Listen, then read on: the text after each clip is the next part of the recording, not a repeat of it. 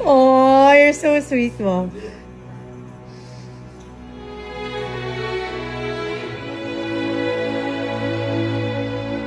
Isang napaka-espesyal na selebrasyon ang ibinahagi ni Tiara Soto sa social media nitong Mayo 7 para sa kaarawan ng kanyang pinakamamahal na ina, si Miss Helen Gamboa. Sa isang Instagram reel, ipinakita ni Tiara ang mga tunay na sandali ng pagmamahalan at pasasalamat sa loob ng kanilang pamilya.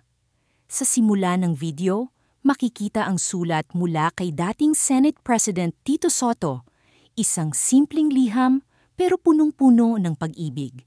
Sabi niya, "Wishing you a very blessed happy birthday. You look as lovely as the day I married you. I love you forever." Ilang salita lang, pero dama mo agad ang lalim ng pagmamahal. Kasunod nito, ipinakita ang mahigpit na yakapan ni Tito at Helen, isang sweet at sincere na moment na nagpapaalala kung gaano kalalim ang kanilang samahan bilang mag-asawa. Sa mga sandaling ito, makikita rin si Helen na tila emosyonal. Isang ina, isang asawa, isang babae na pinaramdamang mahal siya sa kanyang espesyal na araw. Hindi rin nagpahuli si Crixus, anak ni Tiara, na nagbigay ng mahigpit na yakap sa kanyang lola Helen. Isa lang ang ibig sabihin nito, sa pamilyang ito, ang pagmamahalan ay hindi lang ipinapakita sa mga salita, kundi sa mga yakap, sa mga tawa, at sa mga sandaling walang script pero puno ng emosyon.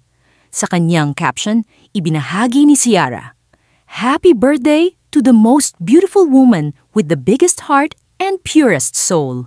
We love you so much." At sa dulo, isang sweet na pasasalamat para sa kanyang ama. "P.S. Thank you, Daddy, for making Mom the happiest woman." Isang malaking pagbati kay Miss Helen Gamboa, hindi lang sa kanyang kaarawan, kundi sa pagiging haligi ng pagmamahal sa kanilang pamilya.